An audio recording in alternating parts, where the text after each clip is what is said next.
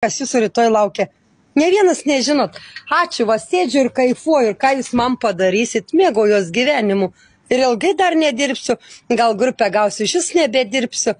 Aš psichiatrinį gulėjus taip. Ir gulėjau, ir gulėsiu, jeigu reiks. Ir dar prisivaidensiu, pakelsiu kontentą, nes man grupė tada duos. Bet šiai dienai aš invalidumo neturiu, ot kaip kam dalyks.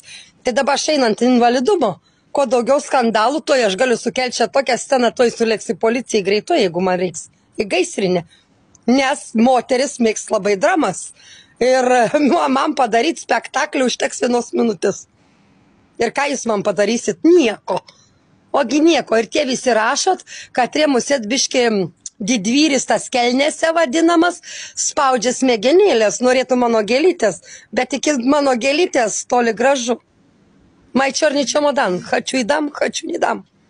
И ką jūs man padarysit, ką? Aš šiandien šipsaus, aš šiandien nubudau, man širdies infarkto rizika, skrandžio išvarža, reumatoidinis artritas, ir ką? Ir ką?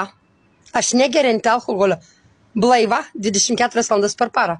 Narkotikų nesu gyvenime vartojus, nors narkomanė išvadina. Žolės kvapo negaliu iš 5 kilometrų užuodų vėmų. Tai va, tokia narkomanė, kad pizdėt, žinokit, prasisprogusi. Man yra striuma, man yra skydliaukė. Mano visas organizmas išėjo holidays, atostogauti.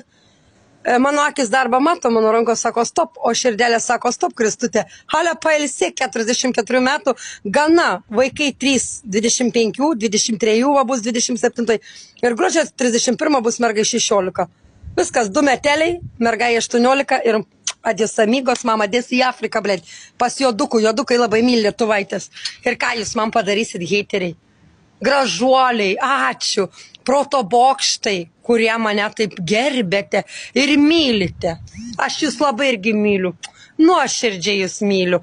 Net nekenčiu lietuvių tautos, net gėda man už Lietuvą. Gėda, už tada aš ir gyvenu 10 metų Anglijai, po kelių metų jūs nežinot, kur aš gyvensiu. Geros dienos visiems.